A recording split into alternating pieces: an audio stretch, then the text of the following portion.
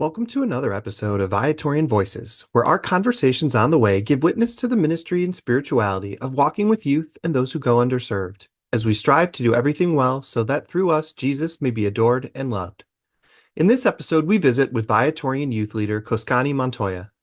Koskani grew up in Las Vegas and still lives there. His family belongs to St. Viator Catholic Community, and over time he has become more and more involved there, starting with his mom tossing him into choir, and growing deeper through VYC attendance, Viator Youth Ministry volunteering, and getting more involved with service.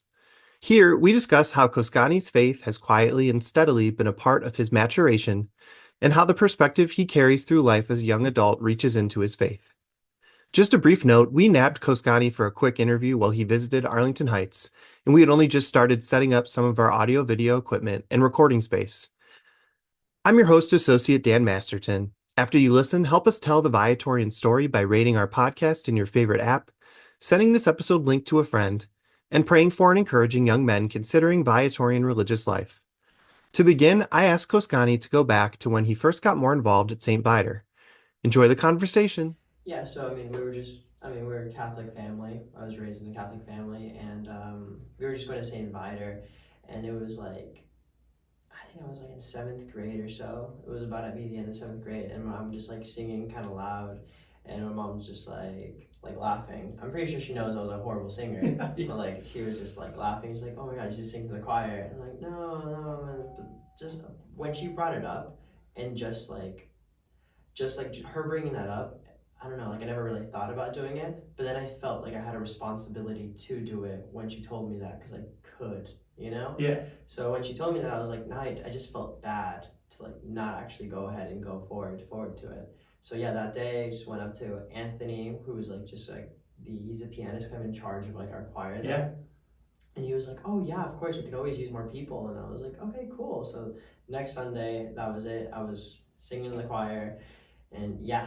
So I don't think that was that great. I'm pretty sure they did not turn those mics on. I was just, I would even sometimes test it. Like would be like singing like Lamb of God or something, and I would be there just like, "Hello." Does anybody hear me? It's a little blow. I'm like, I don't hear any of these speakers like giving any feedback. But I was like, yeah, it's probably for the best. So I did that for like 4 years or something. Nice. Yeah. And then you, as a high school student, are getting into confirmation age, and so you did your sacramental prep at the parish with the Viator Youth Ministry group, and now, as a young adult, kind of back involved again a bit. Yeah, actually, I feel like I never really stopped. So, freshman and sophomore year, pre-confirmation, confirmation, like they were just, I think it's that same thing. I just felt responsible to say yes to like anything that had to do with my faith, you know?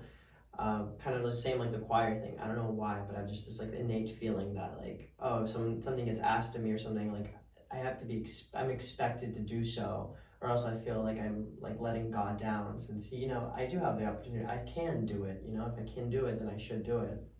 So, yeah, I think Rosie, she really took, she really loved that, and she really used that to her advantage. Because I'm there like all the time. Sometimes I feel like a nuisance, but like they keep asking me to come back and do more stuff, and I'm like, yeah, I'll be there. So yeah, anything like fall festivals and fish fries, anything that can help with the church, Tezes, Stations of the Cross. And currently I like what's really cool is that they finally gave me my own like small group in pre-confirmation. Nice. So it's great. It's just that it's hard to get them to like really like talk to each other Yeah, and everything. So a lot of the times it's me just there talking to myself like, yeah, great conversation, guys, we're doing great today. But I don't know, I feel like we're slowly easing into them. So now I like them. I like my group. I think I'm trying to make like them to have like very like prideful to be in our group. So the competition really helps with that. So like our group's the best, we're gonna win everything. Yeah. I think we lose everything, honestly. Like, I'm not even joking. I don't think we've won a single thing. Okay. But it's cool. Try to build community. Yeah, we all lose together though. Yeah, there you go. So it's nice. We even have like a team name. I totally forgot it though. It's like jargon. It's just like Okay. everyone just kind of came up with it. No one was really into the idea. Yeah, that's all right. You gotta try stuff. It's cool that along the way in a Viatorian parish that two of your major kind of paths for getting more involved come from lay associates like Rosie and Anthony, who are doing kind of the same ministry and and work that our priests and brothers are doing, and they're the ones that connected you in and got you involved, which is a great testament to the witness they give and what we hope our associates are doing kind of across the province. But can you talk to us a little bit about like what happened in between confirmation and now as a young adult? You know, going through high school and kind of choosing the path that you wanted to pursue in the programs at your school, and then, you know, how you approached those decisions and what it set you up for to do as a young adult. Growing up, I think my like parents pushed me to like, oh, like technology is the future, tech and all that stuff. So I was always very I was always very into like just like tech, learning about like switches, networking, the whole, you know, general idea of everything. So when I went to high school, I went to Southeast Career Technical Academy, and we have this thing called majors over there where you can choose like what kind of like mini little major you want to get into, just to get a license right after high school, so you can, you know, probably get a job right after. So my mom chose for me. It was IT networking and cybersecurity. So I went into that. And just because I was always involved in that sort of field, I always just assumed, I'm going to be in the tech field. So once I graduated high school, the original plan was to go play football for some D2 college in the middle of nowhere. But I ended up getting like a last minute like Tesla apprenticeship, and they would pay for my school over in Reno. So I thought, okay, well, you know, this isn't the field that I've always been like gearing up towards. You know, this is probably the best idea. Although yes, like I really do miss like sports. I really do miss like football. That was great. But I thought this was probably like the better idea for my future. So I did go to Reno. I lived there for a year, and while I was there, I just couldn't stop thinking about like just any other job field I can get into. I was like, it's really cool. You guys are paying for my school. It's all that, but I just really didn't think this was going to be like the fit for me in the future. Yeah. Because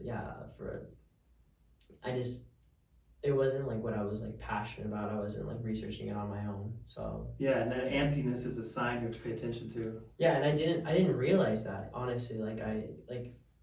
For me, since like 7th grade, I've been trading with securities and all that stuff, and really like staying focused on like current news, all that stuff. And I didn't really think of it as like, oh, that's a job field I'm gonna get into. No, I just thought it was like a fun little hobby on the side. And then while I was over there, like working at Tesla, I spent my time like all my free time just like reading books on like stocks and securities and trading and how I could be a better trader and all that stuff. And that really led me to like just like the epiphany of being like, why can't I just do this for a job, you know, or something in this kind of field? Because this, interests me way more. So I started like studying for my securities industry essentials, passed that test, and now I need to do like Series 7 and Series 66 to be like a licensed financial advisor. But like it's just honestly just that realization, I feel like really like helped me get direction in my life. Because before I was just like, I'm gonna be here at Tesla, paying for my school, they're gonna offer me a job afterwards, and I guess that's it really. But it didn't sound exciting to me saying that. Yeah. And then now this felt so exciting. This feels exciting. I feel like I'm working towards something. Yeah. How did you work through feeling like you were maybe a little stuck or a little dead-ended in something that wouldn't fulfill you, and then trying to figure out, you know, how the excitement and passion was alive in a different place? How did you work through all that? And did like prayer or conversation with certain mentors or confidants play a part in kind of helping you through it? Definitely. Definitely. Because I was, it was a conversation, I'm not really sure the name, but I was at St. Viator. I was doing some like, some volunteer work, and I was honestly just hating on like computer engineering. And I was like, this sucks. Maybe venting a little bit? I was venting. I was like, I'm not a fan of it. And then they were just listening. And then I get into talking about like, trading, and they're like I don't know, I think they saw like the light like shot up in my eyes, and they're like, why don't you say that? I'm like, I just feel like I'm giving up on something else, you know, just because maybe it comes out of laziness or something. But I'm like, I like genuinely just don't feel the passion I feel for this other thing. But I'm just scared that it's just me being lazy, and that's what's like holding me behind from actually doing this. But I don't know, just that conversation with them, they were like, no, like a lot of people like they like light up whenever they're talking about like this field, and then you just show that same thing for this other field, and there's like, it's not you being lazy, it's just you just, this not being your passion. Yeah. Actually, so no, it's great. And so it's so good to see people like from so many different backgrounds that like, oh yeah, they did this in their life, and they, they're an engineering student, or they already had like a pretty good job as an engineer, and they're just talking to you about this. Like, it's really good to just hear someone else's opinion about it. Yeah, I agree. I think we find that vocation is where our gifts and talents and passion meet a need that we observe in the world.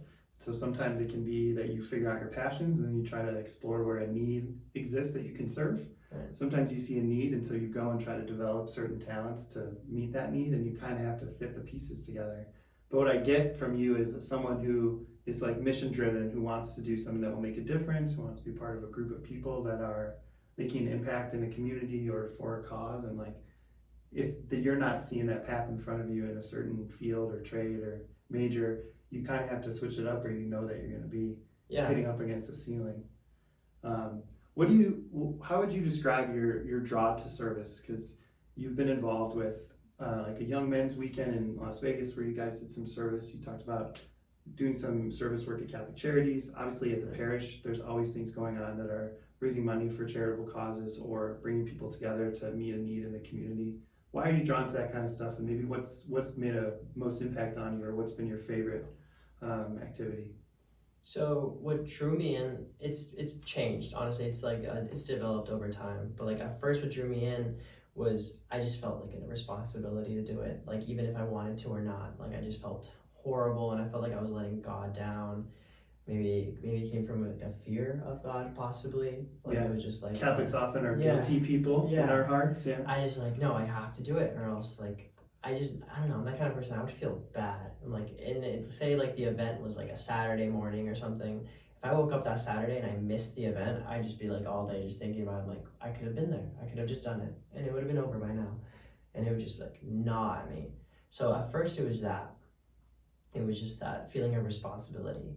But I want to say what changed that was 2019, actually, VYC, when I came here for the first time to Arlington Heights. It was just, it's cool. So in a world where like everything is competing for our attention, whether it be like any media, social media, like any like news show, whatever, sports, school, etc. Like everything's competing against our attention for like the younger people. So when it comes to like your religious life and like spirituality and all that stuff, I don't think it's a very like priority for us. Like not even like top 5. It's more of just like, oh, enough time, I'll get to it. Yeah. Make mom and dad happy.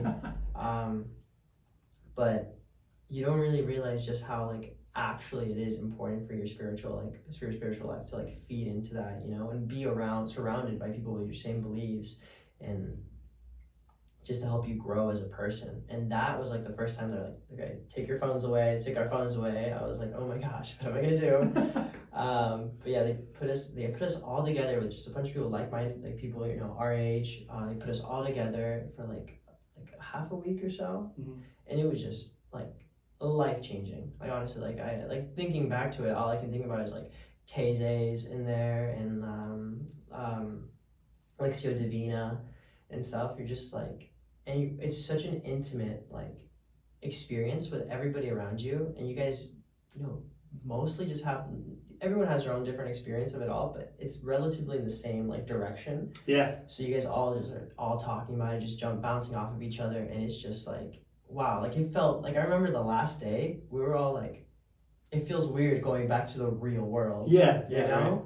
But we all felt like we grew so much during that time, and it was just like honestly, like just life-changing. And then after that, I was just trying to follow that, just chasing that, I guess, that feeling, just and hopefully just growing more spiritually. So I think that's what it's been. On VYC, it's neat to notice how everyone comes from different schools and parishes, but the common thread of having Viatorians as the people leading the ministries you were involved in, or facilitating the service that you've done, or organizing the prayer that you've come to love, that kind of is your common thread. And so when everyone gets in the same room and starts talking to each other, it's almost like you've been pre-screened to be friends with one another and to build a faith community, even though you're in this mixed group of people from all across the country, you end up kind of with a head start. And if everyone just trusts that little bit, you break the dam and things start flowing really quickly, and it builds community really intensely. And I think one of the neatest things about VYC is the amount of young people from different states or different communities who remained friends for years after just spending 4 days together because of those bonds that you're describing. Yeah, and that's crazy because you spend like high school 4 years with people, like people from middle school. I know people that I know since like elementary school that we follow each other in middle school, then high school. I don't talk to them anymore, but I still talk to some people from VYC. It was just 4 days, and I haven't seen them since VYC. Yeah. I'm still I still hey, what's up? How you doing? Everything or whatever. Like for example, like Herman, I met him when we were in BYC for the first time, and like I hit him up immediately when I got here, so we're just chatting. So that's it's great. I wouldn't even think about doing that with anybody else, Yeah, I think it shows you the power of making space for a shared faith with someone and how quickly you can bond and build a relationship and a friendship over that, even if you don't get to see each other frequently. So what would you say, building on VYC and the connections that you made with people there and the things you learned about prayer and service and justice, how did that propel you to do things like spend time at Catholic Charities of Las Vegas or go down into the communities of people experiencing homelessness in the Las Vegas area? What's the connection there? Do you feel like it was a launching pad that kind of sent you in that direction to do that more passionately? I do think it was a launching pad because before that, when I felt like it was a responsibility, it was more just like someone had to point it out to me, and then once they pointed it out to me, I'm like, oh, why'd you point it out? Now I got to do it, Now I feel like it's first of all that sense of responsibility, and second, what it launched me to do is like now I go out and look for things that I can do. I'm just like, oh, what else? Like I'll go to Rosie, I'll text Rosie. I feel like I know Rosie now. Like I'm like, hey, it sounds like she annoyed me in the first place. She's never annoyed me, just to make the disclaimer. But yeah, like I feel annoyed because I always like reach out and I'm like, oh, like what is the next thing I can do, Nice. Or what's like the next like volunteer work I can do. So I feel like it just like mixed those things. Like now I feel like a sense of like responsibility, and I feel like I need to look for the stuff that I can do. That's great. As a former campus minister, I will tell you that a ministry leader will never be upset when a young person proactively reaches out looking for opportunities. She'll always be glad to have your help and to give you an opportunity to grow and lead other people. So keep at it. Like we need that. What would you say, thinking of maybe anything from your high school and young adult experience of discernment and thinking through your choices, maybe thinking about your experience in the church with working with other young people, going on the VYC retreat. What would you say to a high school student or even maybe a college student who, maybe is familiar with Viatorian life or maybe has a Catholic faith in their heart, but maybe they're a little lukewarm or maybe they don't, pray often or maybe they don't really want to go to Mass? What would you say to encourage or like kind of inspire someone who maybe is just on the edge of becoming a more engaged person like you've become? I'd say like first thing, I say go to the trips. Definitely go to those trips. They really do invest to you. Yeah, so like NCYC, and then LA Youth Day, LA Youth VYC. Day is like a really good like starter because then you just see all the excitement for it, and then you're just like, maybe this is exciting. Like I feel like that's really good, like really important. Second, I'd say make friends. Definitely like when you go into confirmation, pre-confirmation, confirmation, like definitely make friends, especially like if you're there. Like I didn't know anybody there, so it was nice to like make a friend, and suddenly now I'm like invested in this because my friend goes here and this is the only place I know him from, so that's really important. And then like third is just like Minecraft mods can wait, like for all of it can wait. Like playing modded Minecraft can wait. Like when you look in like say like 2 weeks from now, are you gonna be thinking like, oh, it was instead that day I just started playing like video games all day or hung out with that person? No, it's gonna be like, oh yeah, I did that, that was good. It's only like 2 years of your life. Like, cherish those 2 years that you have, because after that you can play all the games you want.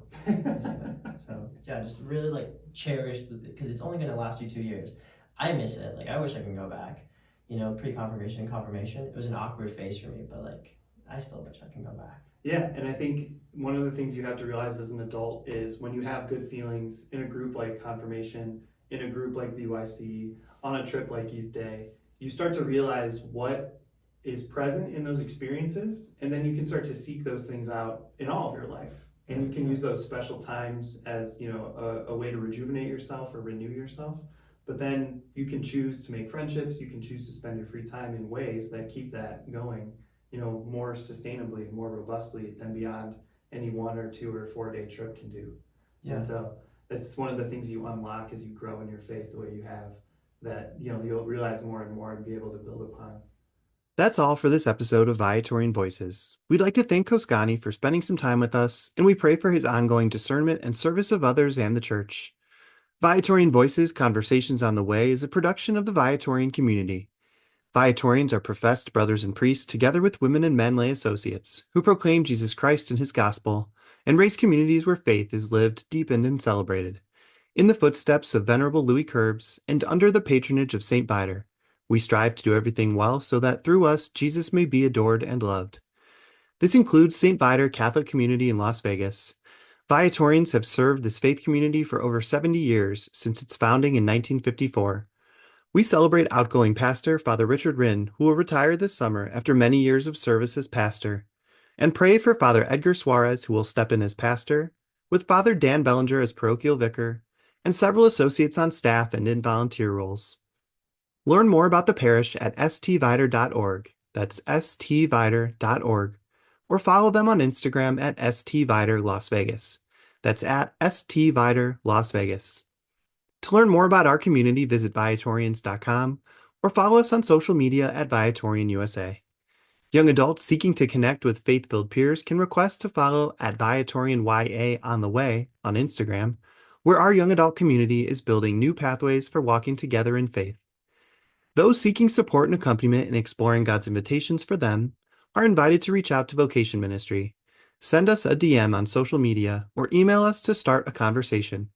Remember, you can help us tell the Viatorian story by rating our podcast in your favorite app, sending this episode link to a friend, and praying for and encouraging young men considering Viatorian religious life. On behalf of the Viatorian community, I'm Associate Dan Masterton. Venerable Louis Querbes, inspire us. St. Viator, pray for us. Adored and loved be Jesus.